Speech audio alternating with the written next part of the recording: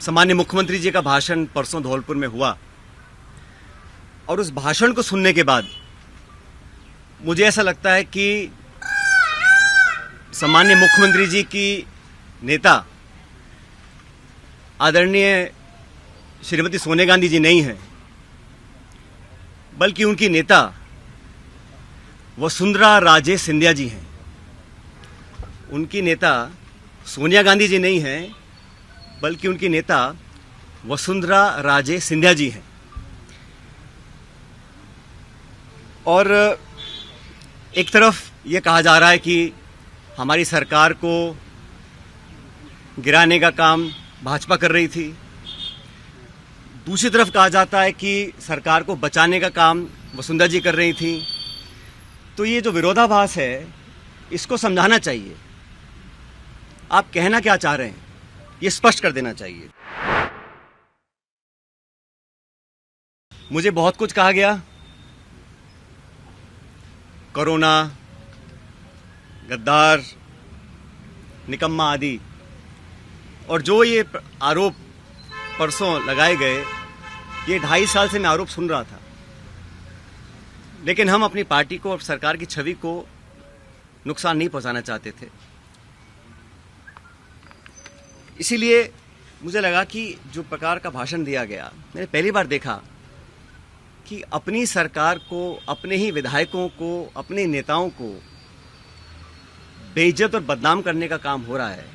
कांग्रेस के विधायकों को तो बदनाम करने का काम हो रहा है और भाजपा के नेताओं का गुणगान हो रहा है। ये समझ से परे है।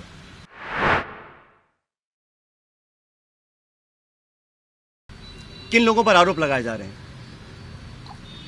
ऐसे लोग जो पब्लिक लाइफ में 30, 40, 45 साल से हैं, ऐसे लोग जो पब्लिक लाइफ में रहे, जिन्होंने अपना नाम कमाया, जिनकी एक साख है, उन पे आरोप लगा देना कि आप चंद रुपए में बिक गए, मैं इसको बहुत गलत मानता हूं। और 3 साल से कोई कार्रवाई आपने नहीं करी, ये बहुत बड़ा सवाल उठता है।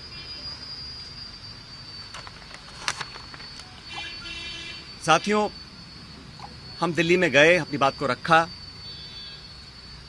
और उसके बाद सारे तथ्यों को संज्ञान में लेने के बाद हमारी अध्यक्षा सोनिया गांधी जी ने 25 सितंबर को सम्मानीय माखन साहब और सम्मानीय खड़गे जी को जयपुर भेजा था। आप सब जानते हैं, वो विधायकों की मीटिंग हो ही नहीं पाई। सोनिया गांधी हमारी पार्टी के अध्यक्ष थी उस समय। उनकी जो अवहेलना हुई, उनकी जो मानहानि हुई, उनकी जो बेइज्जती हुई, वो गद्दारी थी। इतने सारे विधायक, 20, 30, 40, पता नहीं कितने विधायकों को उनकी इच्छा के खिलाफ इस्तीफा दिलवाया गया, अपनी सरकार को संकट में खड़ा करा गया। बहुत से लोग आरोप लगाते हैं कि मोदी और शाह के कहने पर इस्तीफे दिलवा दिए गए। अब ये बात मुझे बोले और मैं जाके मंच पे इस बात को बोलूं, ये शोभा देता है क्या? तो मुझे लगता है कि अब तक जो हुआ, उस घटनाक्रम में वो उस बात को दिखलाता है,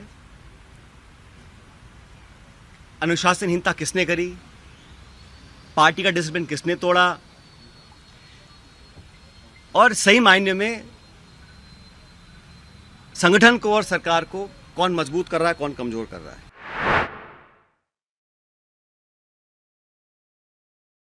वसुंधरा जी के कार्यकाल में जो तमाम गंभीर भ्रष्टाचार के आरोप हमने लगाए, अशोक गहलोत जी ने लगाए, मैंने लगाए, मंचों पर लगाए, प्रेस कॉन्फ्रेंस करके लगाए, उनकी जांच क्यों नहीं हो पा रही थी? अब मुझे समझ में आ रहा है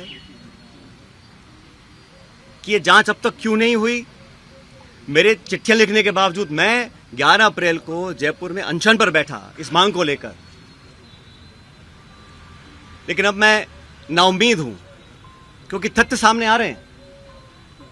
कार्रवाई क्यों नहीं हो और क्यों नहीं होगी, ये बात भी स्पष्ट हो चुकी है। इसलिए मैं ऐसा मानता हूं कि हम लोग जो पब्लिक लाइफ में हैं,